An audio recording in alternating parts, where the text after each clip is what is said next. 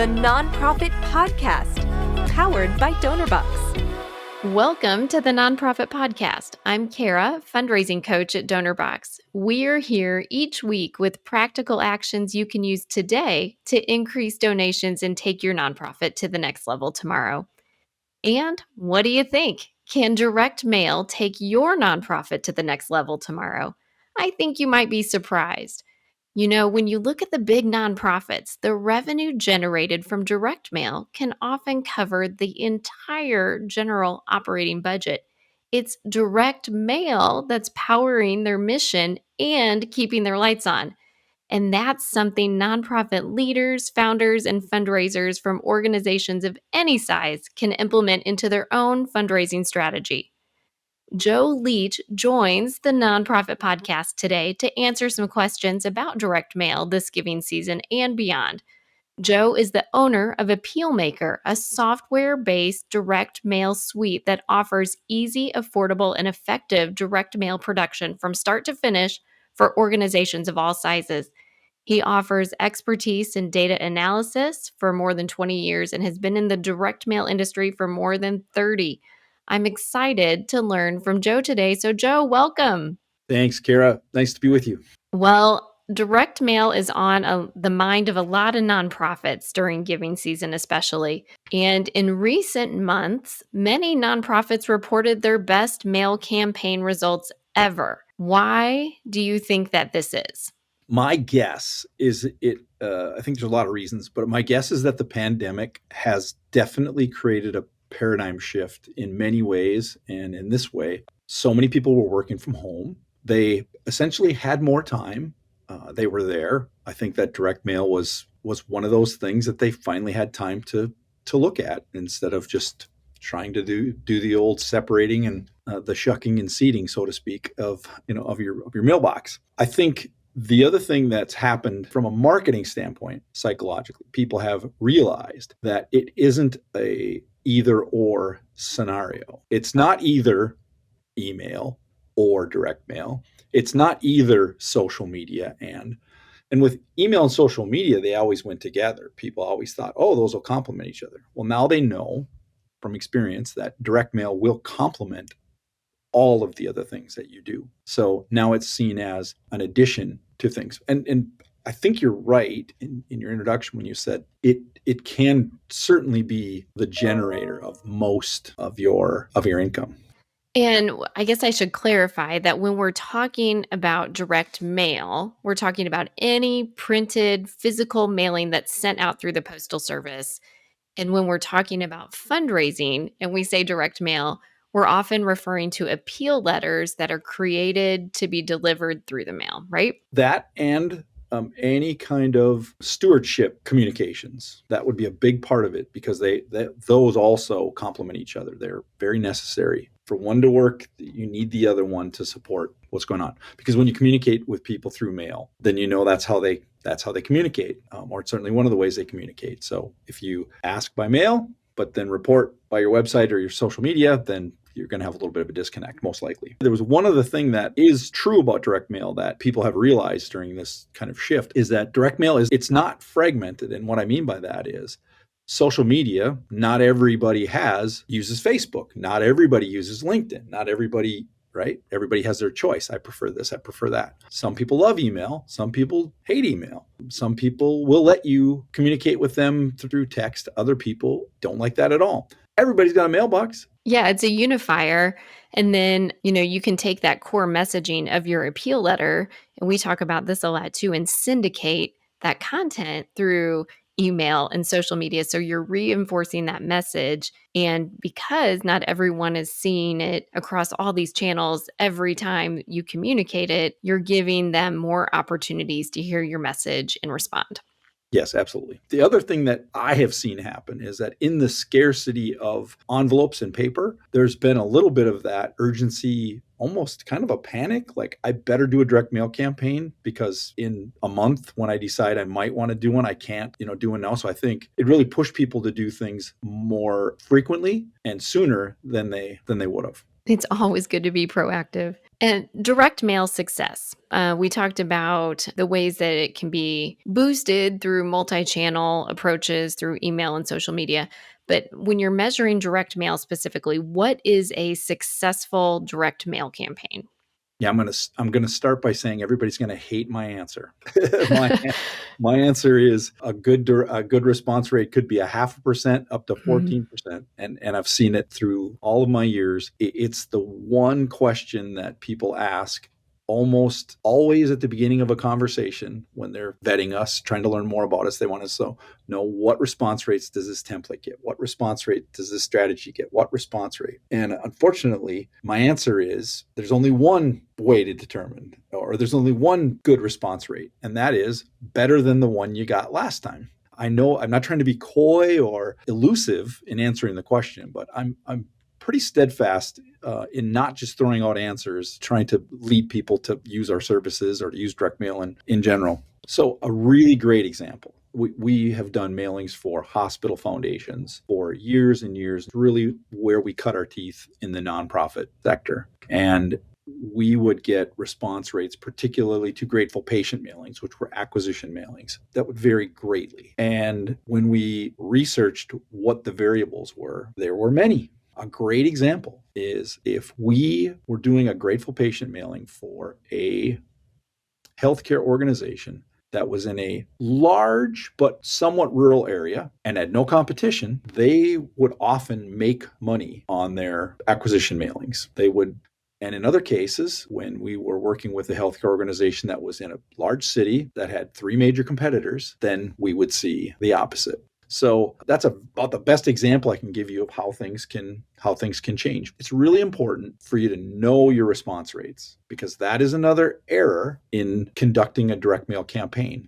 So often people do it and don't even pay attention to the results. And yet they will ask, what response rate am I going to get? Quite often I will ask them, what are you getting now? And they will say, I don't know. So it's just important to know those things. And there are so many things that can boost that response rate. And we recently spent some time on a webinar together talking about the top 10 direct mail hacks, meaning some tips and tricks to boost direct mail open rates and direct mail response rates. Joe, I know we don't have time to recap all 10 today. So if you could share only 3 direct mail hacks that really help boost direct mail as part of a fundraising strategy for organizations, what would these hacks be? Yeah, I would say the remit slip that's detached and nested in the letter. And the purpose of that is when people open up and read the letter, the remit slip will drop in their lap. So it brings attention to the most important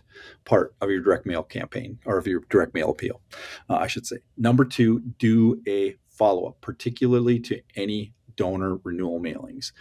It is not only going to bring you more donations, but it will boost your retention rates astronomically. If you don't send the follow-up, anybody who does not answer is someone who you've left months between the next time you ask. And space between appeals is where donors fall off. And number 3, I would say deliver the product. When we send an appeal, we have an offer. We are selling something. We're selling them an opportunity to participate. We're offering them the stewardship of their money, right? We're helping them use their money, put their money to good. We're helping them feel good about what they're doing. If I send a mailing, if I get a donation, and I don't tell anybody what it went for, I have not delivered my product. And so that's my advice. Deliver your product. Mhm.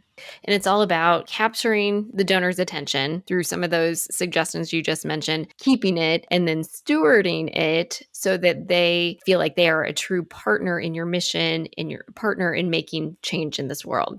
I always thought of stewardship, and I think most people do, as stewarding our donors. But you can also think about it as stewarding the donor's donation to its end purpose. Absolutely, because, the donor's donation, they can choose to give it to you, to your organization. They can choose to give it to an organization that's similar to yours, maybe down the road, or they can choose to go spend it however they'd like. And in this economy and in this world, there are a lot of choices. So you, as an organization, have to prove that you are worthy and will take good care of the money they trust They will. trust you with. Yes, I agree. Well, organizations of any size can benefit from direct mail. And I often work with smaller organizations who really wrestle with using direct mail. Sometimes it doesn't make sense to an executive director or a board member, the investment in direct mail. And so if you're a small organization, does it make sense to use a direct mail provider or do it in-house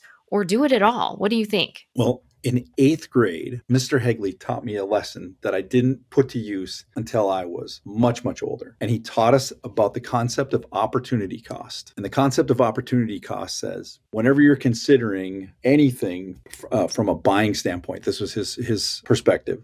There isn't just the direct cost of something. There is, if I spend this money on something, then I do not have the ability to spend it on something else. So how does this apply to the answer to your question is if you simply say, I have time, or you say, I'm being paid a salary, and so my time is very economical. And maybe you could even put a figure to it, where you could say, this is how much it's going to cost me, or you say it's free. That is not the only consideration. The other consideration is if you are spending time on this, what are you not spending time on? What is it taking you away? And what is the opportunity cost of deciding to spend your time doing your mailing in-house? And the other consideration that I would bring up is, can you do it as well as an outside service? So a great example would be if you cannot do a remit slip that's personalized, but so people will say, well, I'm going to do it in-house, and no, I can't put their name with a gift string and everything on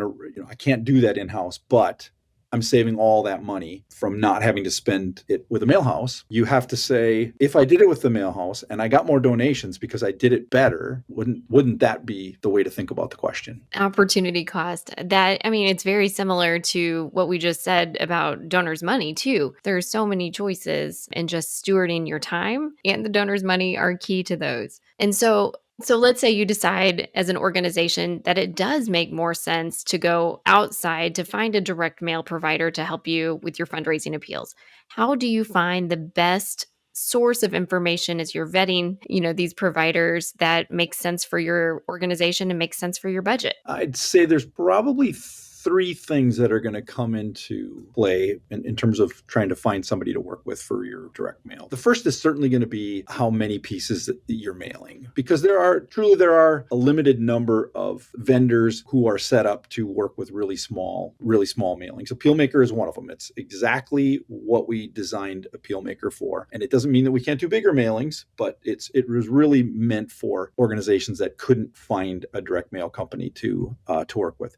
The other thing I would take into consideration would be your direct mail experience and your acumen. And this could affect things in 2 different ways. A, you might have the expertise to work with a bigger mailing company or your local mailing house. Because oftentimes local mailing companies don't have specific nonprofit experience. But if you have experience and you can run the show, so to speak, then that works. The other thing I would take into consideration with, if you're very experienced, is you could, as I said, work with a larger direct mail company, and your experience could complement, what they're doing, and you can feel comfortable that they're doing the right thing, I guess. And then the last thing would be what I just mentioned: your time.